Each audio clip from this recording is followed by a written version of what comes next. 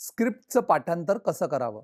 ज़रूरी नहीं है कि सारे एक्टर्स को सभी लाइनें याद रहती हैं और वो टेक्निक्स हैं जो थिएटर में भी सिखाते हैं और लेकिन मेरा एक बहुत ही सरल तरीका है क्योंकि जभी भी कोई स्क्रिप्ट आती है जो मुझे लगती है कि बहुत ही कॉम्प्लिकेटेड और बहुत लंबी चौड़ी है, तो जो स्क्रिप्ट का पन्ना होता है ना, उसे मैं फ्लैटली पढ़ना शुरू करता हूँ, उसमें इमोशन नहीं डालता हूँ और वो फ्लैटली पढ़ते, पढ़ते, पढ़ते और हर बार पढ़ता हूँ ना तो एक ऐसे बॉटम ऑफ द पेपर में फाड़ देता हूँ, अच्छा। एक ऐसे है ना?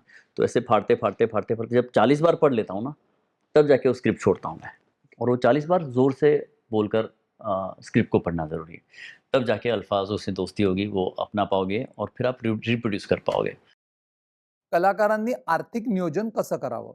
ये पता होना चाहिए एक्टर को कि कभी भी वक़्त बदल सकता है। अगर आप वाइज़ इनफ हो तो आप इन्वेस्टमेंट करो, एक पैरेलल बिज़नेस अगर है तो वो but I think you have to play it wise. You can not rest और से मैं लाइफ़स्टाइल ऐसे ही जीऊँगा। ग्लैमर जो भी है ना, वो बाहर से है, अंदर कहीं ग्लैमर नहीं है। ये विज़डम बहुत ज़रूरी है, एक एक्टर को ग्राउंडेड रहना बहुत ज़रूरी है। अगर दिमाग में वो चला गया कि क्योंकि जब आप काम कर रहे होते हैं तब बहुत मुश्किल होता है। जब सक्सेस आपके साथ होती है तब बहुत मुश्किल होता है ये देख पाना कि आगे शायद ये कुछ साल ऐसे हो सकते हैं।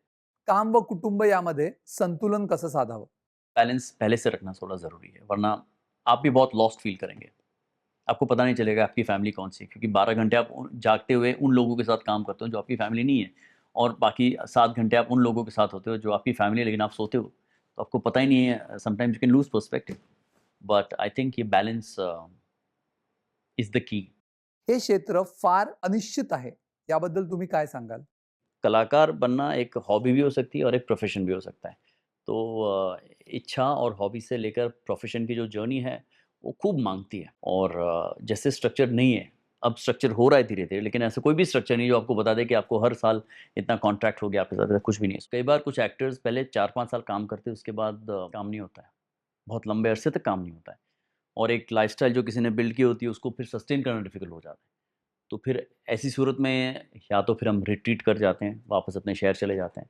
ऐसे केसेस हुए हैं बहुत सारे और वो एक प्रत्येक व्यक्ति का खुद का निर्णय होगा कि कब किस मोड़ पर they should take a U turn. कलाकारांवर होणाऱ्या ट्रोलिंग विषयी काय सांगाल? एक्टर की सबसे बड़ी वीकनेस क्या होती है पता है? वो अपने आप को बहुत सीरियसली लेता है। लगता है मेरे मेरा ये सब मतलब अभी प्रोफाइल ठीक है मेरा, यहाँ पे ये कैमरा, ये लाइट है, तो बहुत सीरियसली लेता है ना और ठीक है। लेकिन जब ट्रोलिंग हो ना, तब उस सीरियसनेस को हटा दीजिए। ओके. अपने आप को इतना सीरियस नहीं लेना चाहिए। Pinch of salt, move on. आप उसको रिएक्ट करोगे, रिटेलिएट करोगे, कोई मतलब नहीं उसका। उससे अपने आप को हाँ, just stay out of it. सुरुवातीच्या काळात रोल कसे निवडावे? अगर आग है ना, तो छोटे रोल में भी आप कुछ ऐसा कर जाओगे कि आप नज़र में आ जाओगे। बहुत सारे कलाकारों को आप देखेंगे तो छोटे रोल में, एक-एक रोल में नवाज़ से लेकर राजकुमार से सबने ऐसे छोटे-छोटे, छोटे-छोटे किए जहाँ पे आकर देखकर पता भी नहीं चला। अब जाके फ़िल्म देखो तो अरे नवाज़ुद्दीन था वो, रिवाइंड कर। So there's so many people who have gone through this. So I think the size of the role does not matter initially. You do not have to be afraid. Have the conviction that कुछ भी हो मैं अपना 110% दूँगा और ऐसे दूँगा कि मैं छप जाऊँगा। या क्षेत्रात ओळखीवर काम मिळू शकतं का? मेरे भाई को भी मैं काम नहीं दिला सकता हूँ। मैं अपने आप को भी काम नहीं दिला सकता हूँ जब तक मेरी ज़रूरत नहीं है। कोई किसी को काम नहीं दिला सकता है।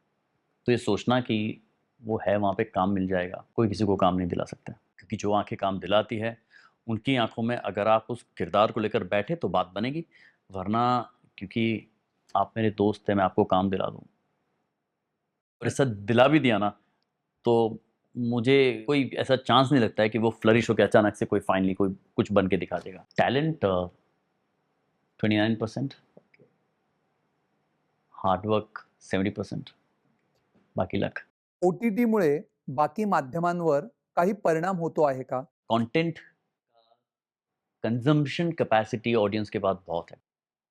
चॉइस ज़्यादा हो जाने से किसी एक का कंज़म्पशन कम नहीं होगा। अगर कपड़े की दुकान एक गली में है, तो वो अकेला कमाएगा, लेकिन जब 10 दुकानें आ जाएँगी तो सब इतना ही कमा पाएँगे। So I think consuming of content वो ऐसा है कि सबको पसंद है और टीआरपी पे अपैरेंटली कोई भी फ़र्क नहीं पड़ा है। आज एक जो शो आता है उसका टीआरपी 4 है। हाँ, अब 20 साल पहले की बात करोगे तो टीआरपी 9-10 ऐसे होते थे। ठीक है? लेकिन आपका ओवरऑल जो टीआरपी की वजह से जो कमर्शियल एंगल है, वो तो बड़ा ही हुआ है। सो आई थिंक टीआरपीज़ इफ़ेक्ट ऐसे नहीं हुई है कि लोग टीवी नहीं देख रहे हैं। टीवी देखने वाली तादाद अभी भी उतनी है, लेकिन उनके पास और भी ऑप्शंस हैं। OTT, चित्रपट, टीव्ही यामध्ये काय फरक आहे? आई थिंक जब आप ओटीटी की बात करते हैं या वो फ़िल्म की तरह शूट होता है ना, काम करने में ज़्यादा मज़ा आता है। क्योंकि एक स्क्रिप्ट होती है, वो आपको दे दी जाती है और फिर आपको उस पे काम करने का मौका मिलता है और फिर उसको आप डायरेक्टर के साथ, को-एक्टर के साथ, वो अलग-अलग नशा है वो। टीवी पे यही है कि थोड़ा-सा फैक्ट्री फॉर्मेट में काम होता है, तो आप क्राफ्ट ज़्यादा अपना हुनर बढ़ा लेते हैं उस क्षेत्र में। लेकिन मैं कहता हूँ हर एक का अपना-अपना है ना, जैसे जो टीवी करते हैं, टीवी से अचानक से आपको फ़ाइनेंशियल सिक्योरिटी दिख सकती है। फ़िल्में मैं साल में 5 या 6 करूँ तो उसमें शायद 1 चले या 2 चले। तो उसमें मुझे पता नहीं कहाँ पे जाके क्या रुकेगा। So I think for me people like me who are born to TV उनके लिए एक गो बैक होम है, सेफ्टी वाली जगह है कि चलो वहाँ जाके मुझे काम भी आता है, सबको जानता हूँ, मुझे समझ है और उसमें थोड़ा 100% डालूँगा तो निखरेगा। फ़िल्म एक ऐसा ज़ोन है जहाँ पे इट आस्क्स अ लॉट और डायनामिक्स बहुत अलग है फ़िल्म के।